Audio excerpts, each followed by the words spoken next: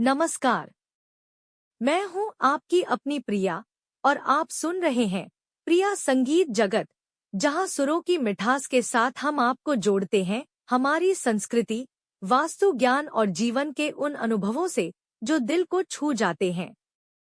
आज मैं आपको सुनाने जा रही हूं एक ऐसी कहानी जो सिर्फ दीवारों और ईंटों की नहीं है। ये है उस घर की कहानी जहां हर कोना बोलता है वास्तु का संगीत।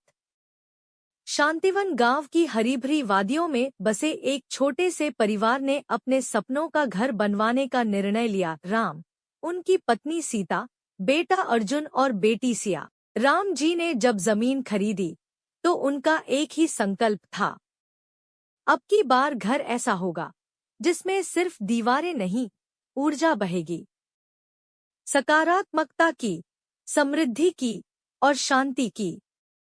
एक सीढ़ियों की दिशा, स्थिरता की सीढ़ी। वास्तु विशेषज्ञ ने मुस्कुराते हुए कहा, राम जी, सीढ़ी कभी उत्तर पूर्व में नहीं होनी चाहिए। यह देवताओं का कोना होता है, यहाँ हल्कापन होना चाहिए, न कि भार। राम जी ने अपने नए घर में सीढ़ी दक्षिण पश्चिम कोने में बनवाई। जब कोई ऊपर चढ़ता तो उसकी दिशा होती दक्षिण से उत्तर या पश्चिम से पूर्व। सीढ़ियां विषम संख्या 17 की थी और घड़ी की दिशा में घूमती थी। अब अर्जुन का आत्मविश्वास और सिया की पढ़ाई दोनों चढ़ने लगे थे, जैसे जीवन की सीढ़ी सही दिशा में हो। सीता जी ने चिंता जताई, पिछले घर में टॉयलेट पूजा घर के पास था, न जाने क्यों हमेशा बेचैनी रहती थी। वास्तुशास्त्र में कहा गया है, टॉयलेट उत्तर पश्चिम या पश्चिम दिशा में ही होनी चाहिए। राम जी ने इस बात का पूरा ध्यान रखा। अब टॉयलेट था घर के उस कोने में जहां से निकलती थी नकारात्मकता, बिना किसी विघ्न के। 3 रसोई, अग्निकोण की शक्ति। सिया मुस्कुराकर बोली, माँ की रसोई में जो खुशबू आती है वही सबसे बड़ी पूंजी है इस घर की। सीता जी की रसोई बनी दक्षिण पूर्व दिशा में, जिसे अग्निकोण कहा जाता है। वहां से आती थी मसालों की महक और स्नेह की ऊर्जा।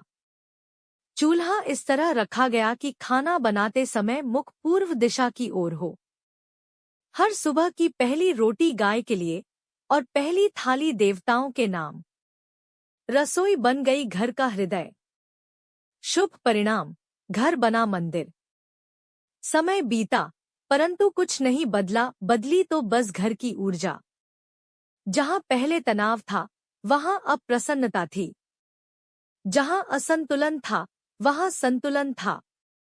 और राम जी हर दिन कहते, अब समझ में आता है, वास्तु सिर्फ दिशाओं की बात नहीं, यह जीवन की धारा है। तो दोस्तों, कैसी लगी आपको हमारी आज की कहानी?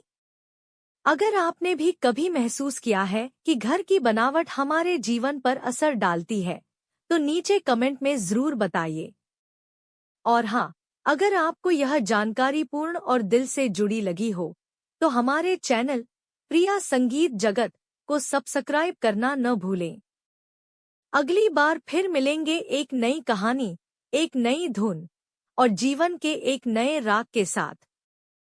तब तक के लिए नमस्कार।